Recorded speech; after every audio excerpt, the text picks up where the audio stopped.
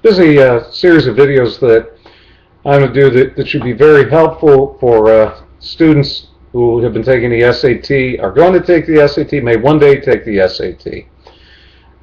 What I have found is that many of the concepts are well known and repetitive out there in terms of increasing your SAT score, but it's the application, it's the individual application. This is why I highly recommend that if at all possible, anybody watching these videos, not just take the information on the videos, but get themselves a local tutor, an online tutor, or possibly be part of an online SAT class. Knowledge is useless without application. So we're going to work on application as much as possible in the context of a YouTube video. So today what we're going to focus on is something that I call word chaining. And if you bear with me, I'm very new with this YouTube technology, but it's not the package, it's the information, how much it helps you. Word chaining is very similar to the memory concept of word association. Now, when you chain words together, what that means is that you have words linked up in your memory so that you can readily access them. This is huge. Think of it as an app for your mind. Go ahead and use it along that concept. So let's talk about word chaining here.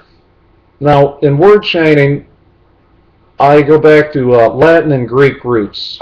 And incidentally, Latin and Greek roots were widely taught for many years in the American educational system until some of the upheavals of the 1960s, when it was decided that that type of information was not that relevant. Incidentally, just a historical footnote, SAT scores pretty much peaked around that time, even allowing for some of the changes that have been made. So why the background, why the historical footnote? The key point is that Latin and Greek roots are very, did I say very, very useful toward boosting your SAT vocabulary. So let's talk about Latin and Greek roots here and how we can make them work for you. Most of you are probably familiar with some basic Latin and Greek roots like anti meaning against. There might even be a few of you out there who even know what a word like anti-disestablishmentarianism means. Is that important? No. But it's easy to recognize whenever you put anti in front of a word, it means against. And therefore, anything that, in context of a sentence completion sentence, anything that means against is either going to be correct because that's what the blank is indicating, or if the blank is indicating for, it's something that can be eliminated.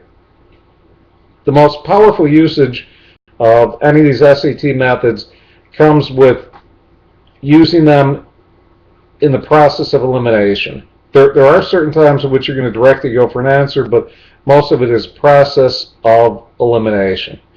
So let's go on into maybe some other roots that are not quite as familiar. Path comes from the Greek root pathos, which has to do with emotion. Now remember, some of these words, when I refer to them as roots, they can either be prefix, roots, or suffixes.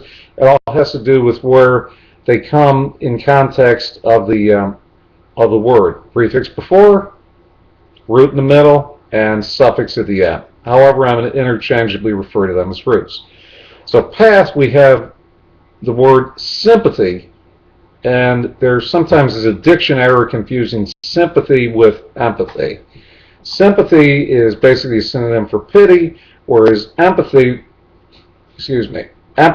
is for understanding. So that you understand somebody's situation, but you do not have an emotional bond to it. There is no pity there. And then there's apathy, in which you really don't care at all. So apathy has to do with not caring. And last but not least, there's antipathy, anti. Remember, we have that anti against. So that would tell you against emotion, but actually antipathy means hatred. So I guess you might consider that against any positive emotion.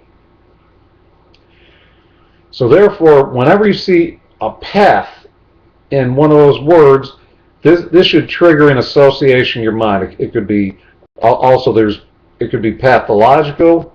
So we have the idiomatic phrase sometimes written, a pathological liar.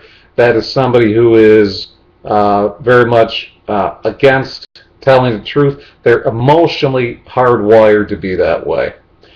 And if you notice, this is a huge consideration when we are looking for process of elimination, to make sure that we have all this information that coalesces together, that it comes together. There's many Latin and Greek roots out there. Here's another one, Bell, B-E-L-L-I. That has to do with aggression or war. A fairly common word would be belligerent. So if someone is belligerent, they have a warlike attitude. They have an aggressive attitude. On the other hand, someone who is a rebel, they are aggressive again, because RE means again.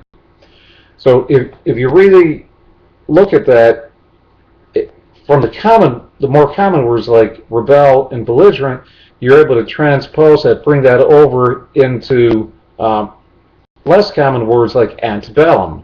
Now that's not anti, but ante, A-N-T-E-B-E-L-L-U-M. So antebellum literally means before the war. So what I encourage all of you is, think of these as just pieces and parts that you're putting together. And one of the great things about the SAT test is this is not engineering, this is not architecture. You don't have to put them again together just right. You just have to put them together.